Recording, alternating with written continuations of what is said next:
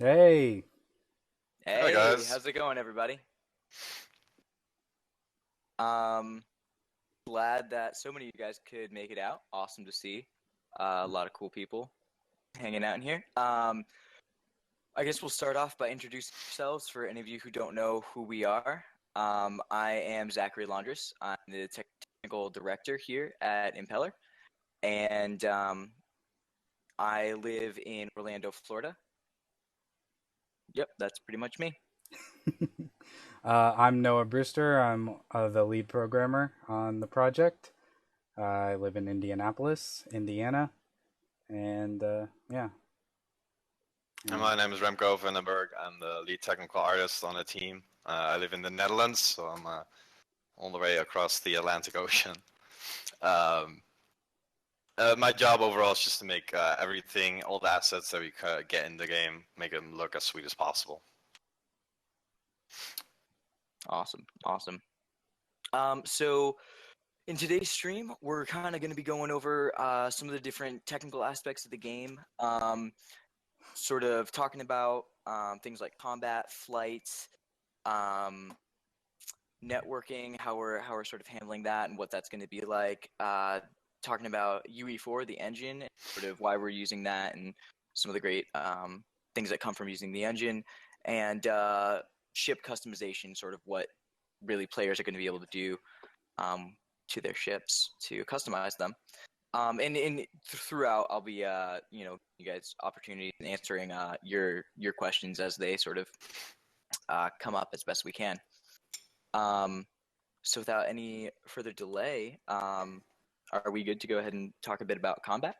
Noah, we good? yeah, sure. Yeah. Okay. Cool. Let's do it. Um, so our combat is sort of right now. It's made out of three main categories. We've got thermal, kinetic, and impact. And I'm gonna elaborate on these. So thermal damage is going to be predominantly lasers. Lasers are going to deal thermal damage. If we think about how lasers work in the real world, they you shoot the laser at the point, and the focus point, right, makes that thing hot. And we, tons of people, you burn a little piece of paper and stuff. But our lasers are a little bit beefier than that. They can burn metal, and it's pretty awesome. Um, but that's really what's happening there.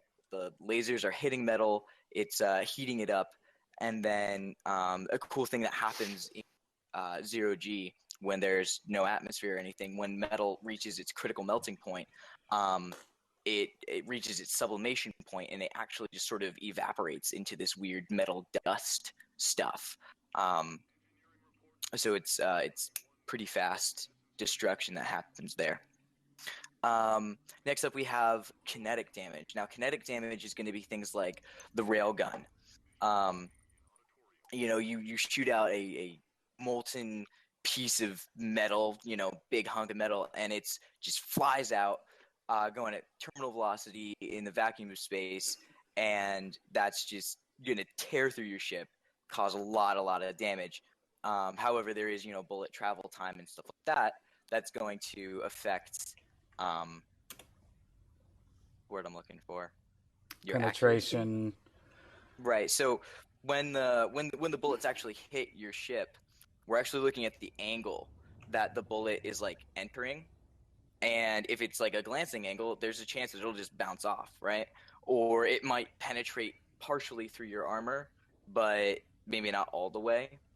Yeah, so And that's really part of the simulator aspect of things. No, were you gonna say something?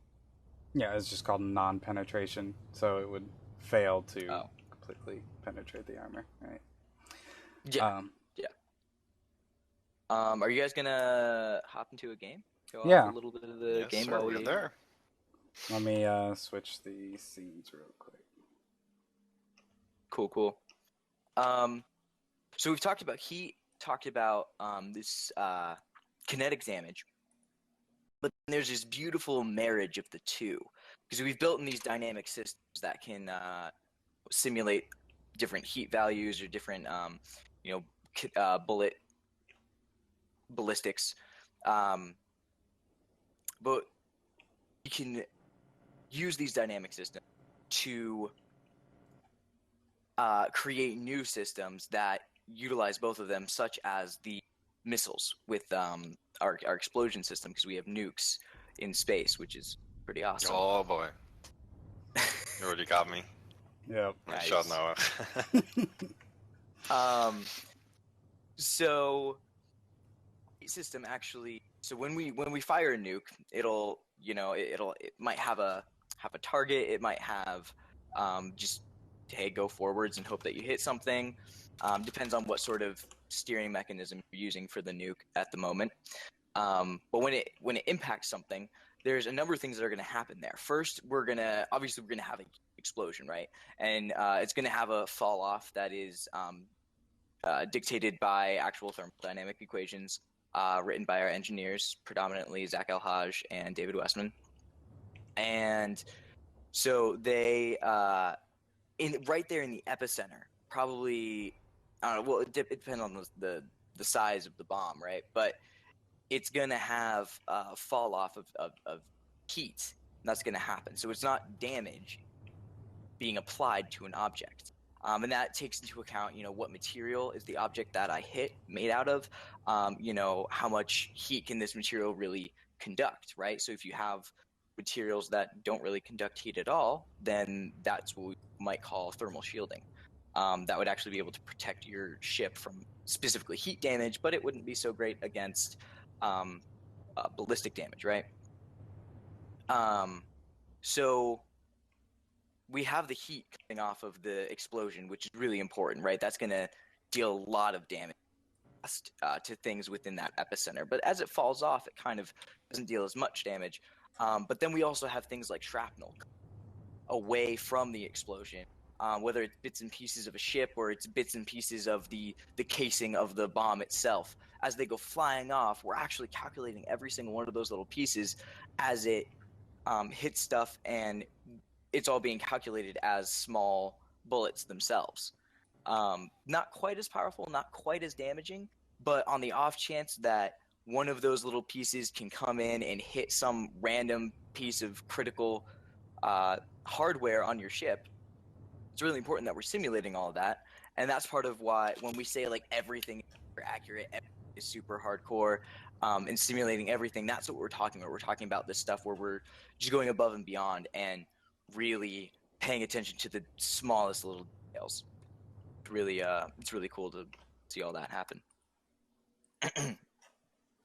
And then of course we have impact damage. That's where if you feel confident in your ship and you're like, yeah, my ship's super strong, it's really great, I'm gonna ram this guy. You can just go barreling into him and try and just obliterate him that way. And you'd be surprised how much fun that actually is. However, if you damage your ship, it costs you money. And you like money. Money's a good thing. Yeah.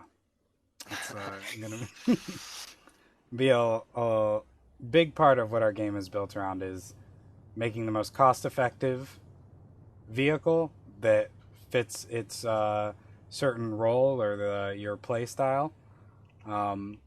So, I mean, you can take really expensive equipment into battle, but you risk not earning enough to make a profit on that battle. So I think that'll be a good way to like keep the playing field a little bit more balanced and fun, and you're gonna have people who are bringing in really cheap items, and then some people are bringing in really expensive items, and you have the opportunity to earn a lot if you bring in those lower, less expensive items. We got quite a few questions in the QA. Yeah, we got questions building up, and that kind of caps off the talking about combat. So we'll talk more. What will okay, so the first question is, what will happen if there aren't enough pilots online to generate a mission? Will AI take their place? That is a good question. That depends. So, again, a lot of things are very dependent on our funding. If we get funded enough to where we can pursue some sort of AI, definitely we would love to do that. I know I would love to do it. I wish I had enough time right now to just go off and make AI, but I got a lot of other things to be worrying about. But so if we get funded enough, heck yeah, right? We'll definitely make some AI. But we'll that's a stretch goal that I don't even think it's been unlocked yet. So the likelihood is that for the time being, it's gonna just be players only with no AI. Correct me if I'm wrong, Noah. Yes, that is correct. Yeah. Just going down the list here. Customization. I'll be talking about that in a little bit. Decompression. Okay, will there be decompression after damaging the cockpit? So that's a great question. Our cockpits actually aren't pressurized. It's the suits that are pressurized. So I actually am planning on within the next couple of weeks here making a mechanic where as the cockpit's actually taking damage, you could actually have the entire glass hood of your cockpit ripped off, and as long as it didn't hurt your computer components at all, you'd be totally fine, and you can have like a convertible strike, which should be really sick.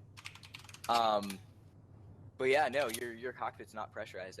Now, if your suit takes any kind of a hit, that's where we run into real problems. Yep. At that point, you're pretty much dead. Really unfortunate. I'm so sorry.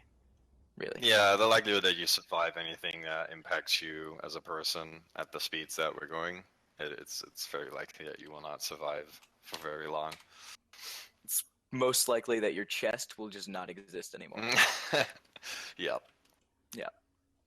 All right. No, do you want to answer any of these? Looking at them.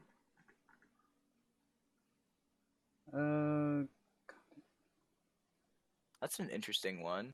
Right below the last one, what content is being driven by the game itself? Are there quests, or is the game totally sandbox / player created driven content? Yeah, so we do have like missions that will be player. They'll have a narrative backbone. You're being deployed for a reason, and it's up to the players to accomplish that or fail to accomplish that. So there will be more narrative driven experiences, mostly depending on stretch goals. Again, I will allude back to that. It'll be player driven mostly, unless some higher end stretch goals are unlocked. So I think that sufficient. I think so. Mm-hmm. Hey, 10th TARDIS, what's up, TARDIS? How will boarding work? I don't know.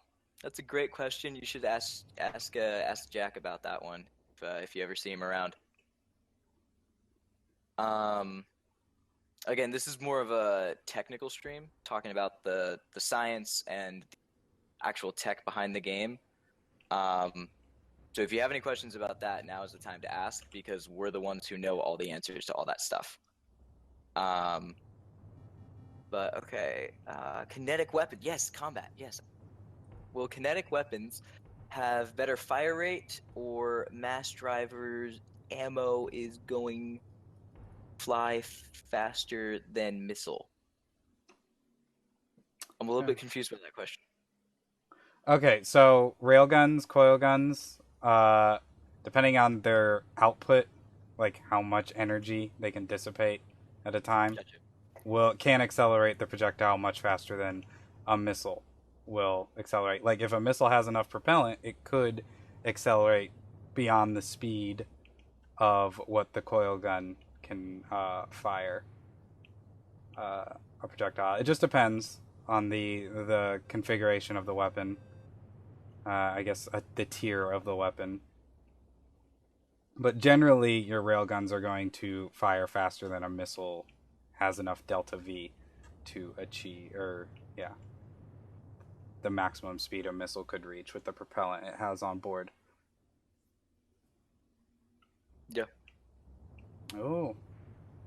Took out my. Um, I'm gonna get you now. these guys are going for it. Let's see if he can. Boy. Oh, Nope. that was a nuke. It hit. Oh, Nothing left. beautiful. All right, so TARDIS has some questions. Does the map take orbital effects into account? No, you want to talk about that? Where is that? Does it matter?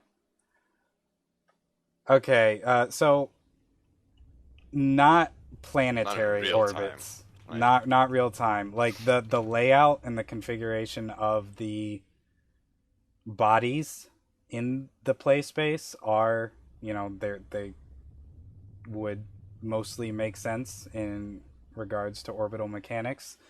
We're technically orbiting Saturn right now along relative to Leith and whatnot in this mining base, but it's very slow orbit. Asteroids can have gravity. We're still working on that, like small gravity wells. So if you're a very small object, you could put yourself into a stable orbit around that asteroid, which is kind of cool. Yeah, we were playing it's really around. impactful in the game. We were playing around with the idea of having like defense platforms that were in slow orbits around the asteroids they were supposed to be defending, mining bases and whatnot. So that would be a cool effect, but we couldn't like go fly out and orbit Saturn right now with our current configuration. There isn't enough space. You probably don't want to do it either. Like, Yeah, it will and take such a that would long take time. days. It's not gonna be fun. Yeah. So those kind of things, yeah, it's not gonna impact the game a whole lot. We're focused on the smaller, more intimate engagements, and not grand, sprawling.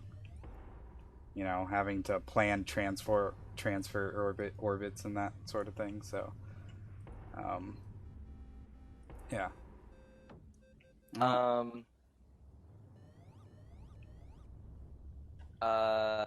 Okay. Will it be possible to weaponize asteroids by shooting them, creating a debris cloud? Is totally possible. Yes. Heck yeah. I mean, that's what we're all about. Is it in the game now? I don't think it is, but it will be in there because obviously It's a big part of how space works, right? Like anything can become a weapon because it has motion attached to it, right? So if you have an asteroid that explodes and some debris parts are shot off in such a fast way and it hits your ship, you can be a goner. So those kind of things are like the same thing with all the debris around Earth when they launch new satellites into the orbit. Like those things are very dangerous, so they have to plan around to make sure that those impacts don't happen. And we want to portray that in our game as well. Kessler syndrome, all the way. It's a chain reaction. All right. So getting on to more combat questions. Will there be weapon that deploys mines or flares? If no, how are you going to get rid of the chase? So yes, we will have. I don't think. Do we have mines designed? So that's what not we're specifically. actually currently working on is countermeasure systems for anti-missile, anti-guided munitions, or to defeat guided munitions, basically. Instead of your typical IR flares or chaff, they are essentially little EMP ball drone things that will autonomously track and attempt to disable or defeat the incoming object, whether that's a missile or a drone or some other thing that is a threat to your ship's well-being. Yeah. So in short, yes, there are countermeasures that exist. Um, yeah, more on that and at a future date. Um, how does targeting slash aim to enemy ships work? Do the thermal and kinetic weapons have some kind of aim assist? I see the HUD picks them as turrets. So it depends on the ship and what kind of hardware it has. So for example, the Pegasus, bit of a bigger ship, it does have railguns that can lock onto stuff. But of course, with that, there's pros and cons to actually locking onto an object. Whereas the Shrike does not lock on. Although, can you actually make the Shrike's railgun lock on? No, it's spinal mounted. No. So Yeah, It is that's what I not thought. gimbaled. yeah, it's only straightforward, and you gotta aim correctly. Yeah. So it's not gonna have smart bullets or that kind of stuff. Like that doesn't work for railgun bullets. There's no time to change the vector of the bullet in So any way or sense. I built the current system that's in, and there's 3 different types. There's fixed. You can't the weapon doesn't rotate. There is turreted, but there's turreted that tracks the player's look direction, and there's turreted that tracks your active target. So we're playing around with the idea of having, like if I look to the left and right, and the Pegasus actually does that a little bit. Let me spawn into one of those. It tracks your free look, which is very useful for VR. I don't know. We're still trying to like figure out the kinks and see if it's worth uh, implementation. Yeah, like really fleshing out and making. But so I can look around, and the turrets on the Pegasus will attempt to follow where I'm looking.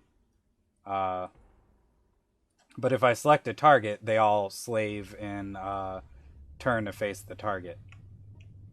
So we'll select that over there. Now they should all face fire forward towards that. Should be coming up on your right side. Oh. That was my left. I don't know my directions. Well, there are not a lot of Alright. directions in space except Well, for every direction. Speaking of directions, that brings us on to our next topic, which is flight. Flight maneuvering, flight controls. We have a number of different control schemes available to players. And there's a lot of really interesting, cool science stuff going on with that. So you can see right now, beautifully, on screen, these RCS thrusters. They're the little white smoke-looking things that you see coming out of the ships all over the place. And these are RCS thrusters, and what they are small thrusters that are used for detailed maneuvering in 0G. These thrusters have been used since the old days in the Apollo missions, all the way up to the latest and greatest rockets that are being fired off today, and docking with the ISS and whatnot. And so that's how we're actually maneuvering everything in space. And that really creates a weird, really cool vibe when you're actually piloting this thing, because all of those thrusters are actually firing off and applying force, and they're firing off and they're shoving your vehicle around and trying to keep it under control. And that's actually really hard to do. Oh. But luckily we have our lovely AI assist, which is a really, really cool system that I want Noah to talk about a little bit, because I think it's super cool, and he's the one who wrote it. Yeah, so AI flight assist. Give me one sec. So all of our ships are just running. They're free in the physics system. There's no gravity. There's no drag. There's no angular damping, or linear damping, anything like that. So all of our flight assist is done via the control system on the vehicles. So if you have the in-game flight assist on, it's actually providing counter torque and counter forces using PID controllers to kill your velocities and stop the angular velocity, the angular velocity of your ship to 0, which I think is really cool. And with that system, it really should allow us to program much more complex behavior into the vehicles, like basic AI, auto docking procedures, auto undocking procedures. Because I mean, cars today are already driving themselves, so they would probably have some sort of autonomy if you wanted them to. I know a lot of people like having hands-on; they don't want their ship to be controlled, so that's always an option. But if you don't want to have to maneuver your way out of a very tight docking area, you can just tell the ship to do it, and it will try. Depending on the level and probably price of your ship, autopilot modules might cost a little more than non-autopilot versions.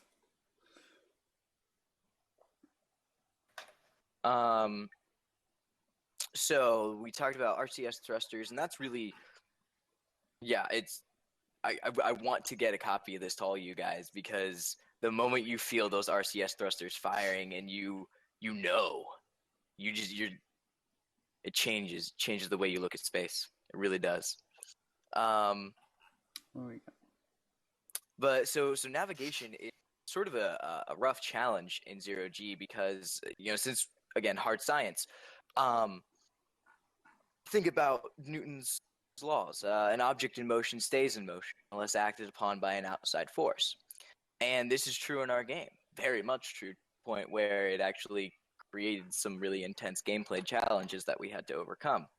Because if I go barreling off in one direction and I just hold down W and I'm just firing my thrusters nonstop and I'm going, you're going to keep going that way until you fire an equal amount of thrust in the opposite direction, or in a direction that veers you off, but you're going to, keep that momentum.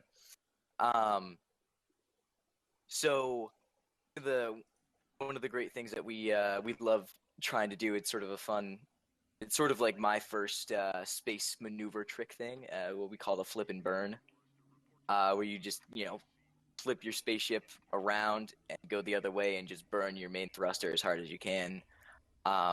There's all kinds of stuff like that, though, that you can do in 0G that really you can't do in any other way other than being in pure 0G. So one of the things we have to combat this sort of unique and sort of well, it's difficult. It's hard. All right, this hard style of flying a spaceship is we have this great thing called the velocity indicator. A velocity indicator is your best friend. I think Noah's going to have the game up here in just a second, and hopefully we can get a look at the velocity indicator. Let me bring up the strike. Do it. There we go. Okay, so velocity vector. Yeah, you want to talk about that, Noah? Yeah, sure. It's basically just where your ship is going.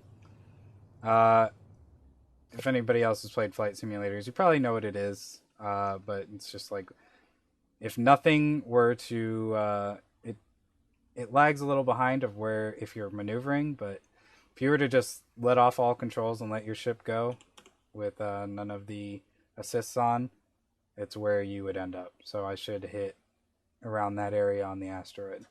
And it's really useful for aligning yourself if you want to align to, a squad mate's direction and orientate, match velocity and whatnot, and fly in formation. You just align your velocity vectors around the same reference point, and you should be good to go. So you guys can see how Noah's using it right now. Well, he was using it to make sure. Oh yeah, no, he still got it on there to make sure that he goes into the Leith base here. And see, even though he's going sideways at a weird angle, he still went right where his velocity indicator was, which was right there on that lathe base.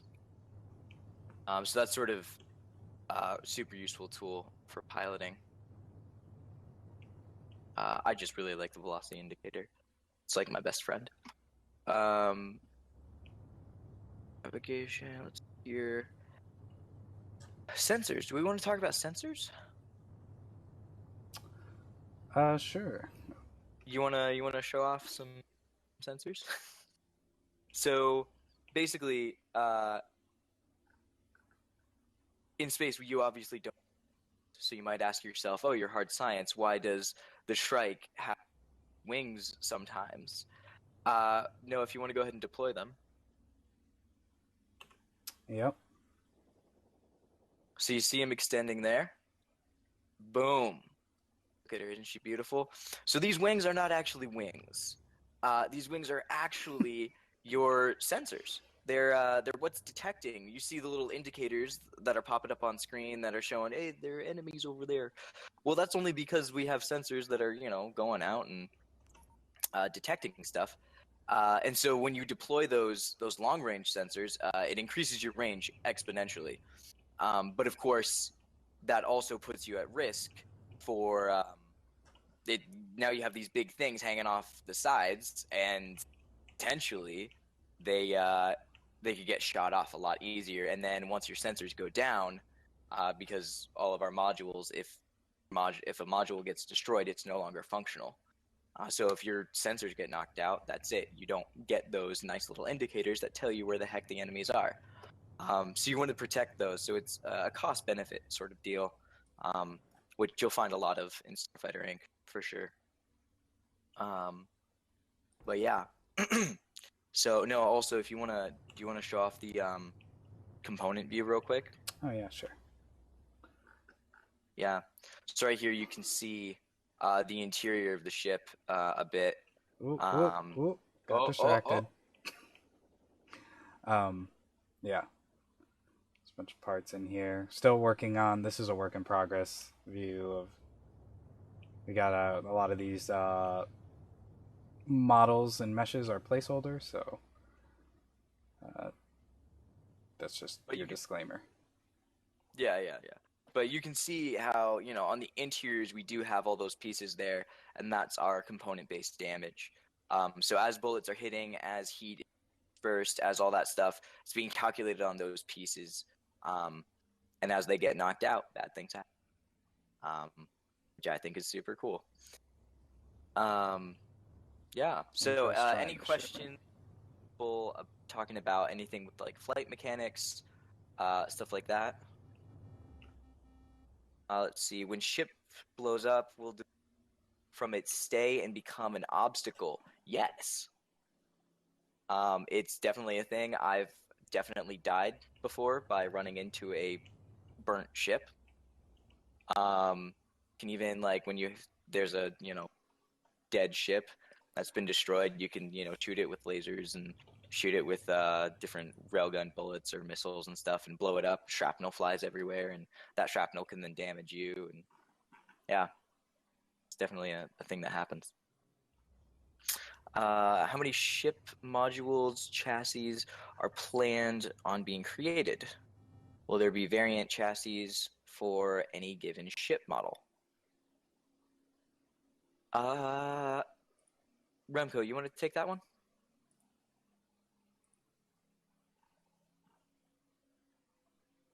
Remco, we can't hear you. Oh, I'm sorry. I was muted. Those buttons are still very complicated.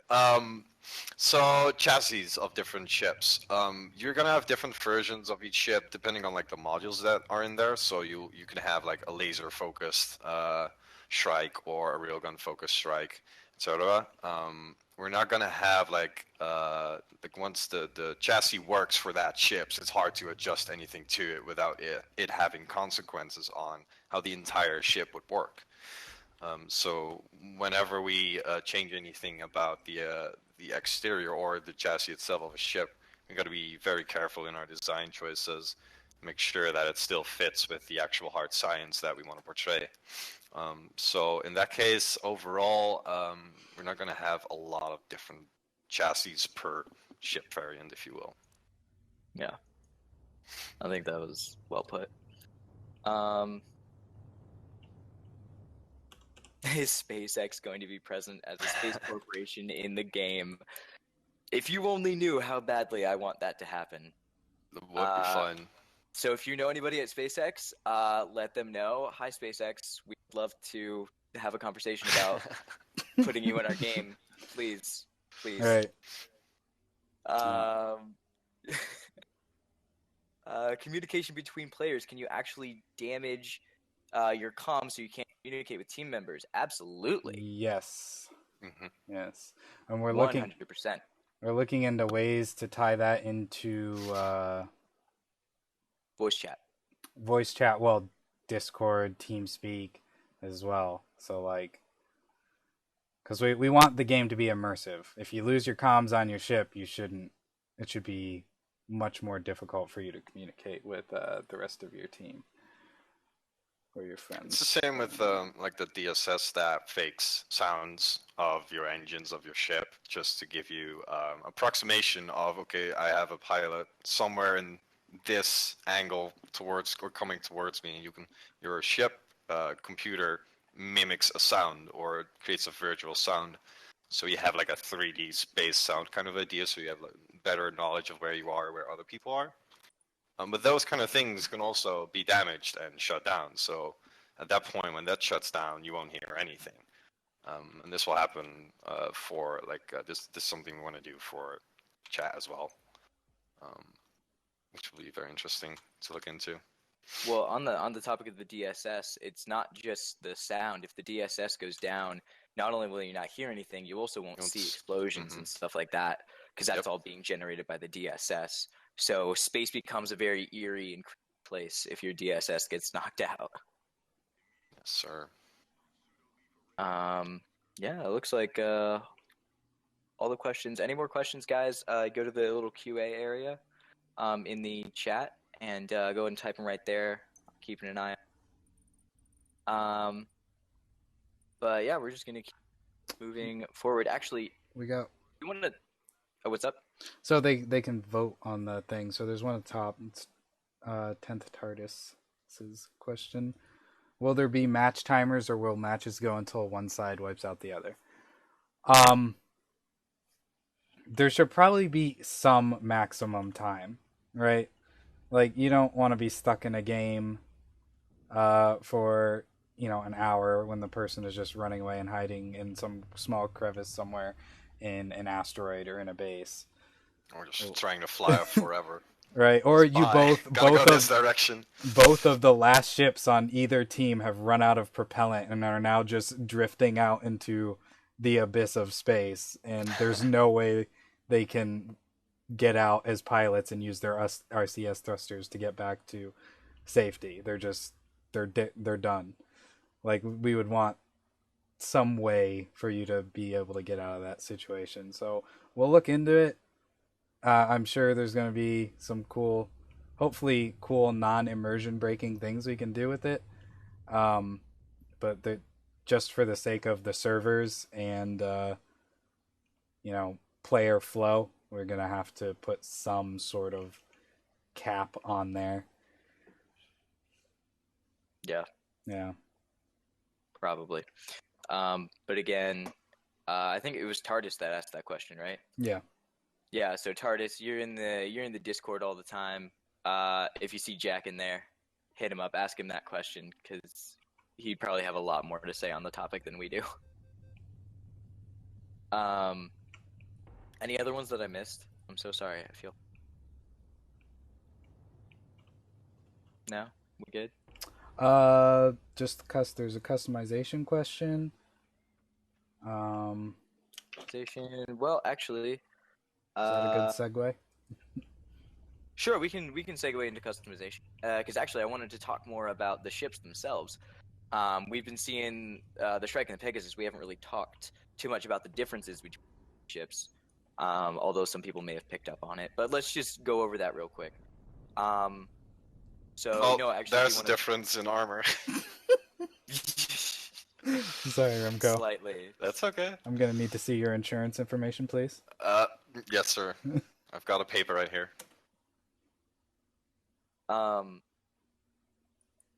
Yeah. So Noah, do you want Sorry, to Zachary. ship and talk about it? Talking about its weapons capabilities, how it handles. Which one? You're in the Shrike right now. Talk about the Shrike. The Shrike is our light scout reconnaissance fighter. It's gonna have multiple variations. Right now, it's our kind of baseline ship. It's on the smaller side. It's a single seat fighter with canopy. It's fairly old as far as our setting and universe is concerned. It's got more traditional designs and technology on it.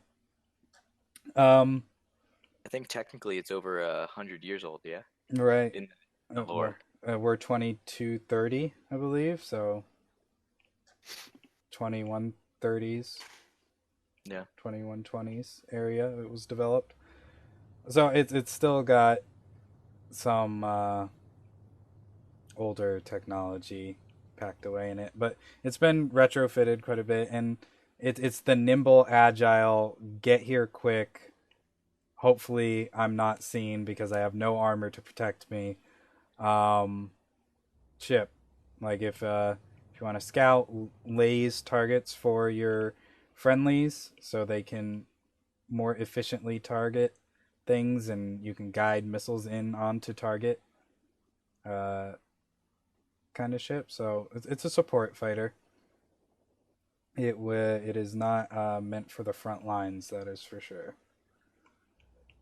Well, Yep. but you could configure your ship to do that, Well, right? you can configure it to have more offensive capabilities. If you feel ballsy and you have enough confidence, you could do that, but compared to a Pegasus, you will have lots of issues and lots of troubles.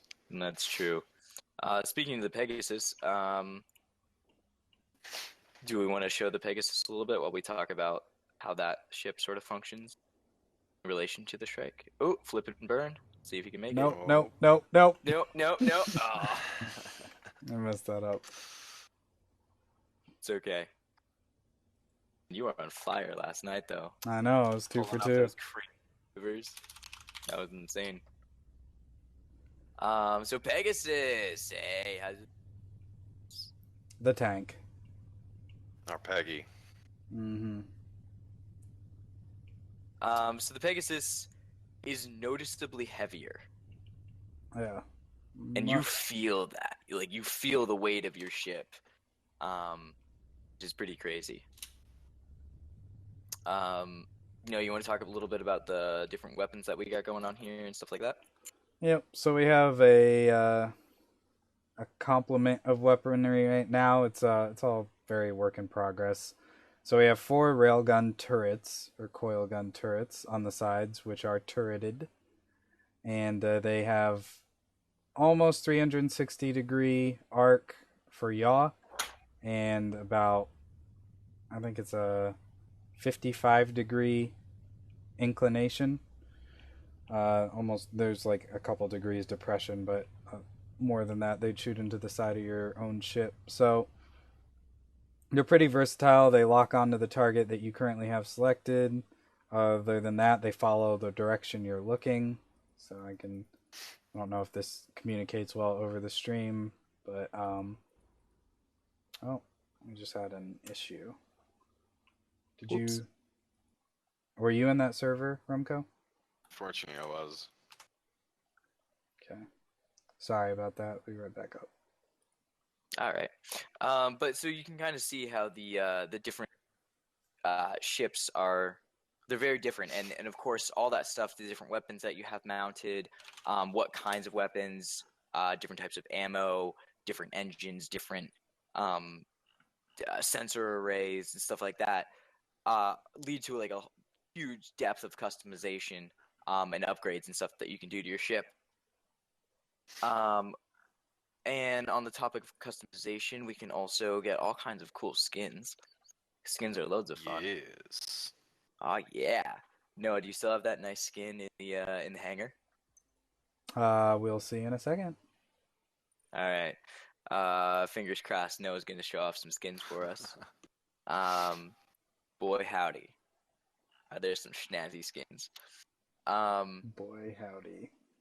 Boy howdy. So yeah, you'll be able to make a lot of you sort of customize your own skins using we have Remco and Noah, they made this like crazy texturing system in Unreal. It's really, really cool.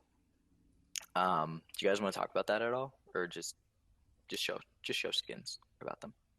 Sure. So there will be like certain patterns set up for each ship, right? So you have like primary, tertiary, or secondary, maybe tertiary colors that you can adjust, or adjust the material, basically.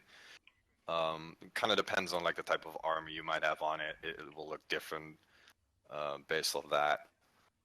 In addition to that, we are looking into using the new mesh decals that Unreal has been incorporating in their engine. So we can use that for like stickers, or maybe you can put your name on the side and that kind of stuff, which will be pretty cool to make your ship really your own and kind of show it off to other people. And you can make the choice of going very extremely visible with pink, orange stuff, but people will see your ship a lot easier. So there's also like a visual thing, that a visual representation or Dude, impact of it. that leopard skin. That's great. I want to have like greatest, most like pimped out Shrike you've ever seen. It's gonna be awesome. Mm-hmm. I can't It wait. Super cool. No, I So think you're still on the three faces screen, so we're not sharing the screen. Oh, I'm sorry. Oh no. Oopsie daisy. That's what we get for watching Hangouts. Bear with us, guys. Like we're all remote, so we have Skype, Hangouts, Discord open, so we can capture webcams and hear voice and keep in sync with each other. So apologize about that. But I was going through the skins for the Shrike on the wall right here. So there's a handful of presets that we have right now. And this is all just us messing around. None of these are necessarily making it into the final game. This is us just sort of testing our systems. But this is just to give you an idea of what the system can do. And we're hoping there can be a lot more hands-on customization options for like patterns and individual color groups and things like that, so player can have control over that. So another thing that I wanted to touch on while Noah's showing off some more skins there, because Remco, I think you've got the answer to this one. When we're upgrading things like the engine or maybe the sensor arrays and stuff like that, is that actually going to change the visual look of the ship as far as the mesh itself goes? Overall, not. The modules will fit in their slots inside of the ship. Some of them will. Some of them might. So, as an example, you would have the sensors on the side of the Shrike, like the wings, if you will, right? Those can change shape overall. They might be bigger, so they have like a bigger range, or they might be smaller and more nimble, so it's even harder to hit the Shrike, or it makes it a lot lighter and even faster to fly around. So those kind of things will impact the visuals maybe a little bit, but overall the internal modules will not impact anything on the outside, of course. Nice. Okay, cool. I think there probably are enough people who are curious about that. All right, cool. So if there are any more questions about customization,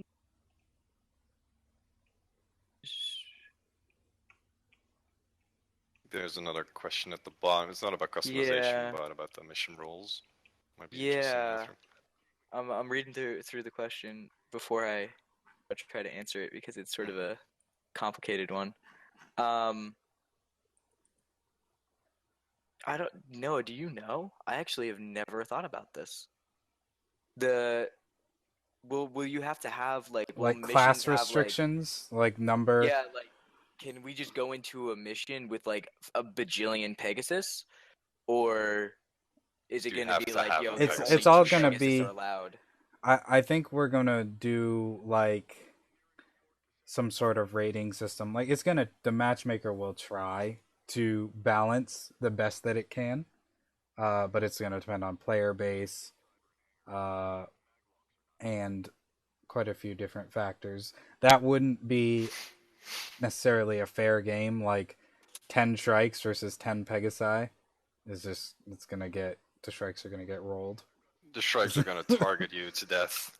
Yeah, you'll be constantly jammed and it'll be really annoying, but ultimately they will probably lose. So Yeah. yeah, no, we will definitely have to explore that. We got to explore that, do some significant testing when we open um, the game up to more people and get more testers in here and all the matchmaking system configured and set up and ratings, some sort of rating or scoring system for each vehicle type based on the modules it has equipped and all that stuff. So there'll be a lot of algorithms and math to try the best it can to balance, but that like if you have only players in Pegasus's queuing and you're the only strike that queues, it would probably not find a game for you, or um, it would be a very unfair game if you did find one. Yeah. So we're gonna have to do something about that. Okie dokies. Let me hop back into a server. Yeah, let's get some play going on.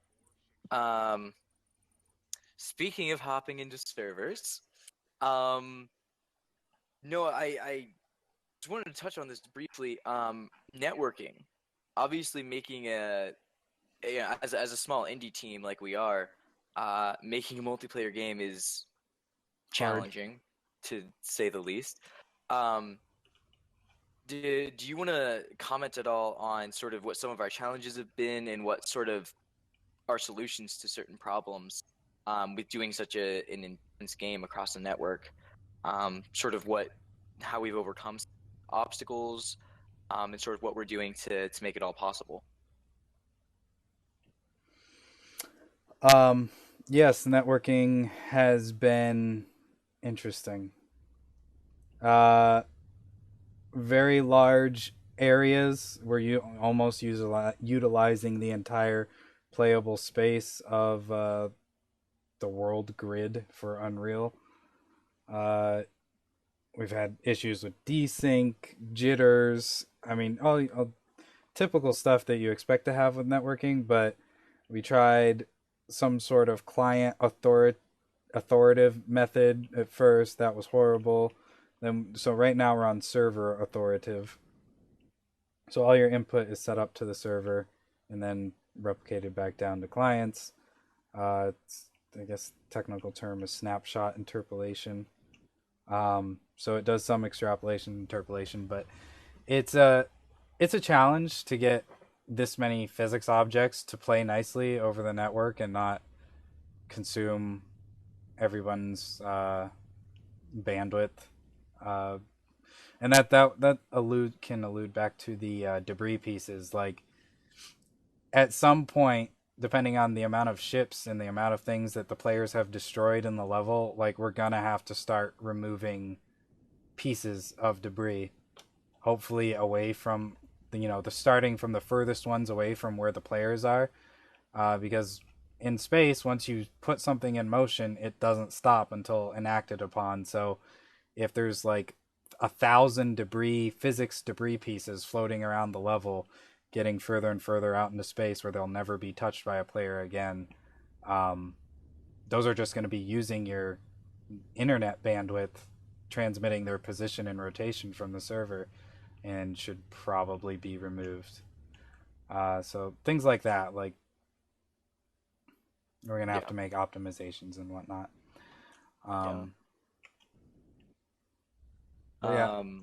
Overall it's been challenging, but I think we have fairly stable for the testing we've been doing. No more desync. Everything's in line. As far as there are optimizations to be made, and dedicated server support sound is one of those things. So, yeah.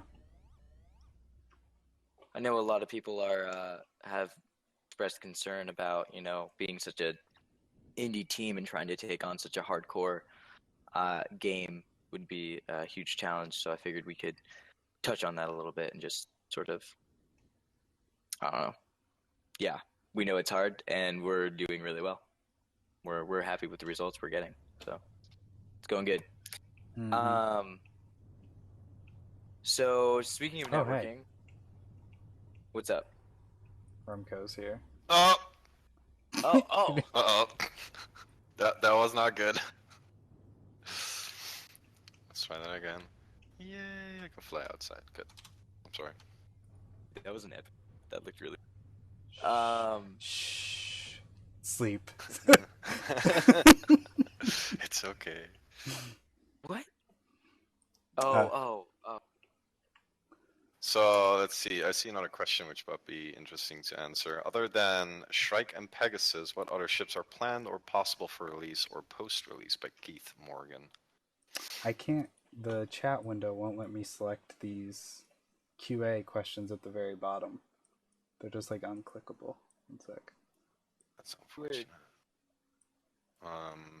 Well, to answer the question, Remco, do you want to? Sure. Yeah. So at the moment we have the Shrike, the Pegasus, and the Hyperion. The Hyperion is a heavy fighter, which will absolutely destroy anything and everything in its path. It's quite a beast. These are currently working in the game, and we are currently as well just continuously designing new ships to add. I believe one is almost finished at the moment, and I think we have like it depends on the amount of funding we get as well. There are a few, I think a few, we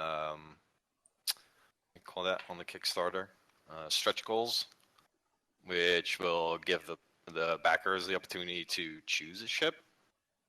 I believe there's a poll for that.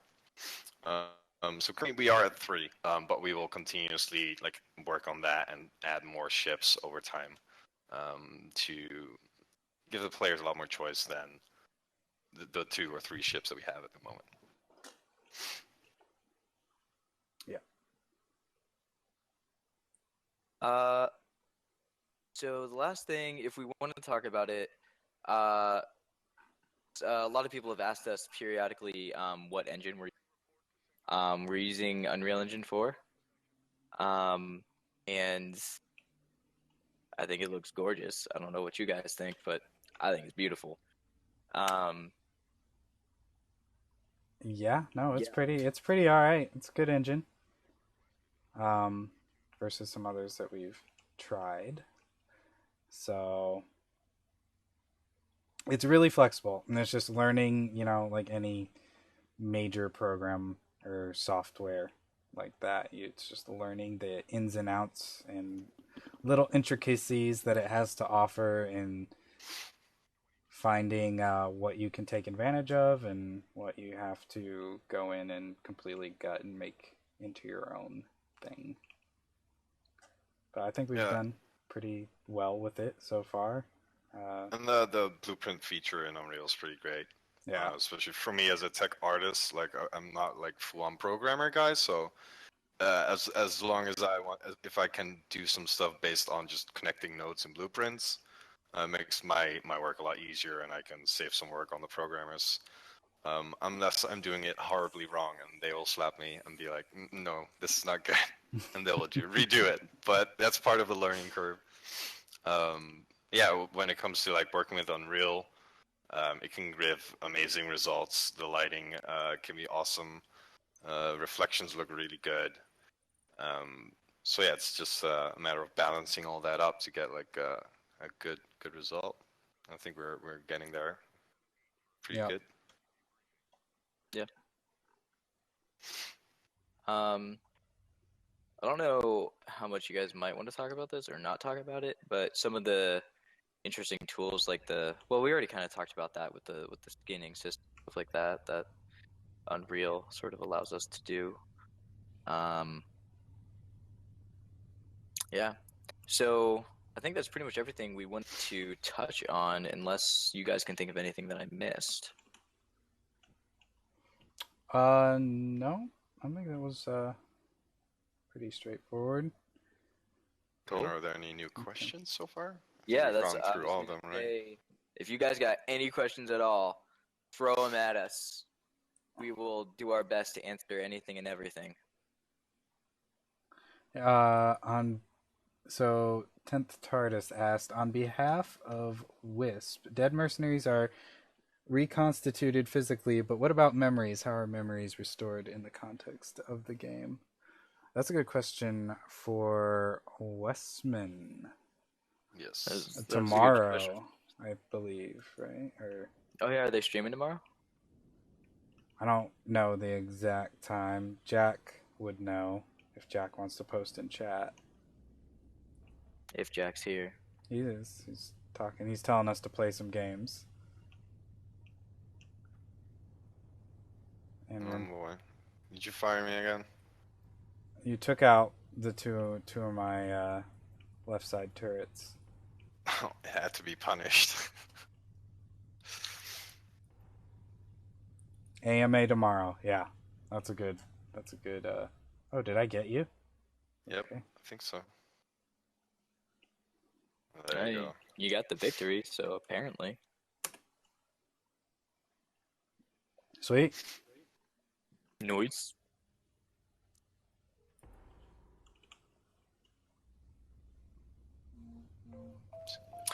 All right. How does Yeah, I saw that one. I'm trying to select it. I how can't. does your game compare to games like Elite Dangerous as far as flight controls? I know you have not flight assist, but Elite turn that off. Yeah, so we have the AI flight assist, and we also for both rotational and translational. Those are two independent, different systems. So if you want rotation assist on, but you still want to translate around like a maniac, you can do either or. Yeah, you can just toggle them on and off. It's just a single button. Yeah, it's pretty easy. I hope that answers your question. Let's see if there are any questions that people are posting in Jack. Oh, Jack. Oh, hi Zach Alhash. What's up?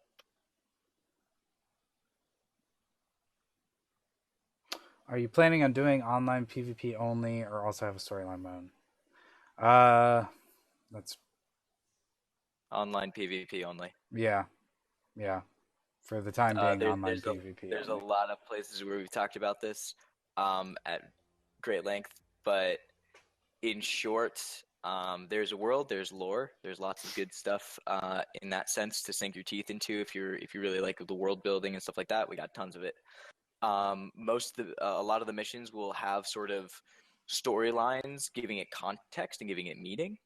But as far as like a single player campaign mode or anything like that, no. It's you're part of the world. It's immersive, and that's what our game is. Yeah, which I think is great. Gets you into the action, gets you having loads of fun. Yeah.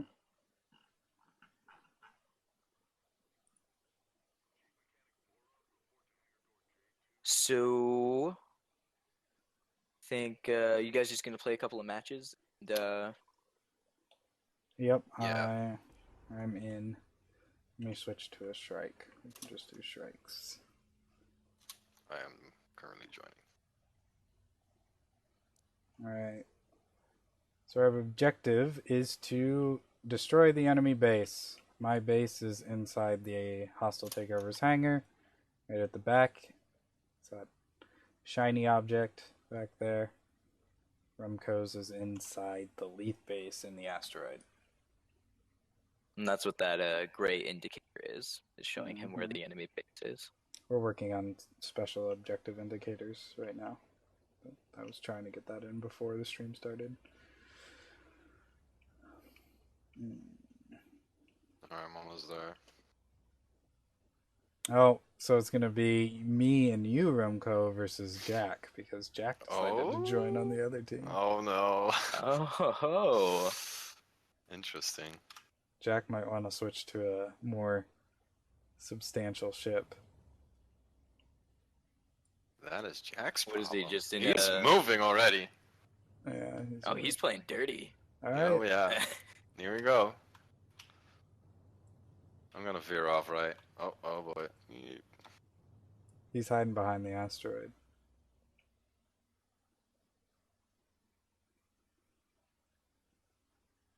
Oh no. Oh no. I did a boo boo. No, I'm still alive.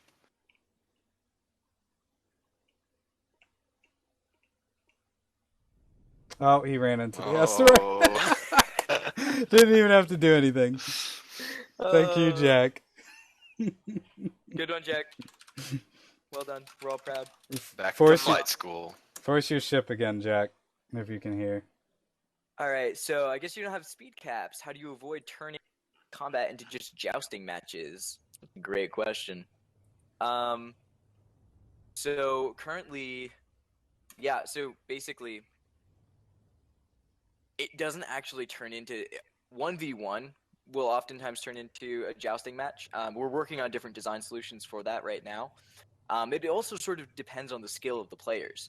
I know for me, when I 1v1 some of the other guys on the team, it's not always a jousting match because we're always trying unique and interesting things and trying to really push the bounds of like what happens if I go up at some weird angle and I flip around this way, and like there's all kinds of crazy stuff you can do. You just got to get creative. And so It comes down to tactics, right? To a certain extent. Yeah, it's tactics. Because it's pointless to just hit the W button, go straight for it, and be like, "Ah, I'm gonna fly into you." No, you can just wait, aim, and let them come to you, or you can strafe so they miss all their shots.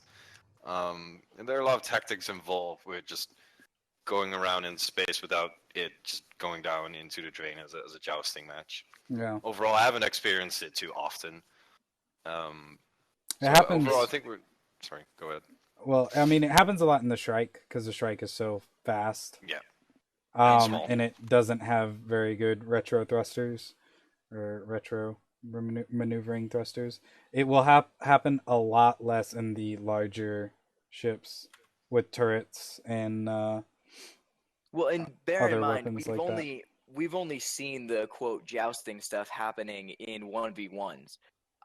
In when we do like a 3v3 or a 4v4, it's a mad zone, right? We got people everywhere you look, you're like, oh my gosh, there's somebody over there, it's a furball. Next thing it's crazy.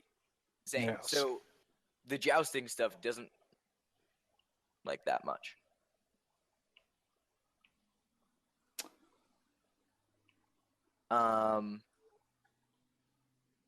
So you guys hopping into Yep. You saw my number, Noah? It's starting up right now. Give it 10 seconds. What happens when we go for like a Pegasus v Pegasus? Let's do it, Remco. Chaos ensues. Chaos ensues. Pretty much whoever locks on first. Oh. I'm one. All right.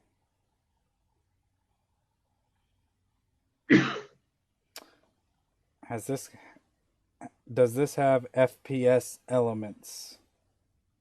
By Calturn. No. Nope, we're not going down that route. No.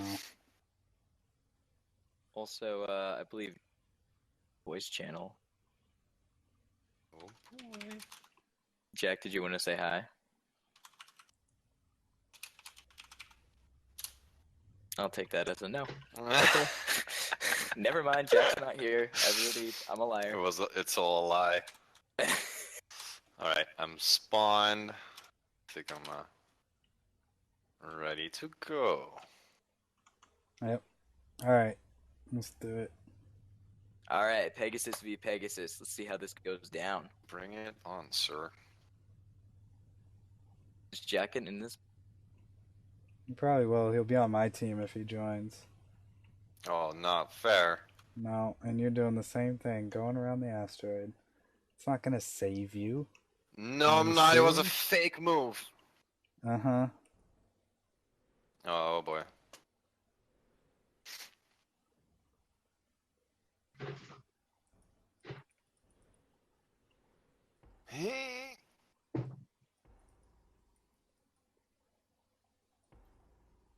I lost control. I lost your control. aiming noises. You don't have control? No, What happened? I think you hit one of my modules.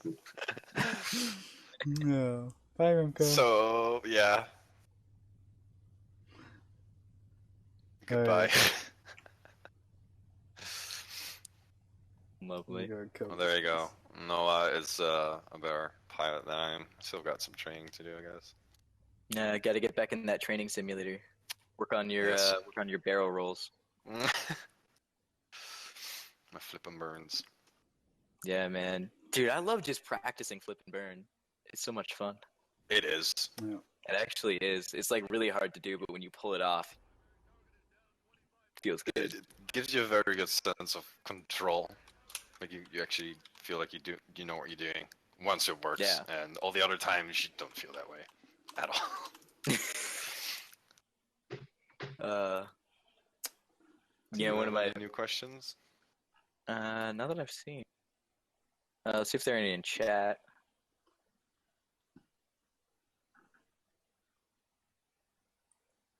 Locations and plans.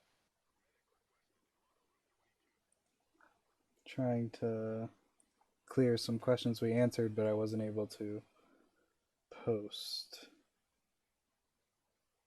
Guys, please, if you have any questions, ask us your questions. We desperately want to answer your questions.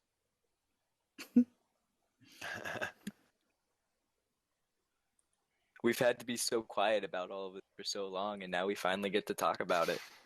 It's great.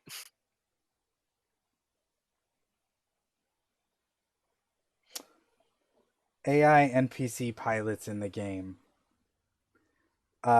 Depending on stretch goals, yes. But if we don't hit any stretch goals, then probably not. Not That would be until very hard. not on later. release. Not on release. Yeah, that's right. Yeah. So later on, yeah, if we get the money, to have the time to do that, then yeah, for sure. I really want to make AI. Jack, I know you're listening. I want to make AI. Please. Yep. But funding. Yeah.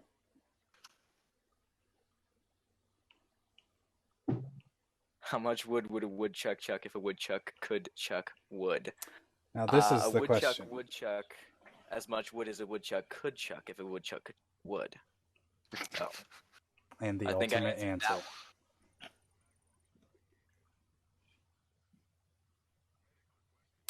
Yeah, I guess we can wrap up if everybody's all right with that.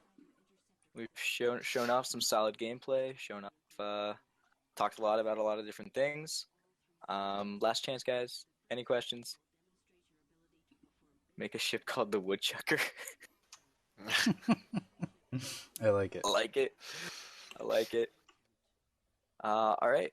Well then, guys. I guess that's our time. Thank you all so much for tuning in and being awesome. Thanks for everyone who asked all the questions.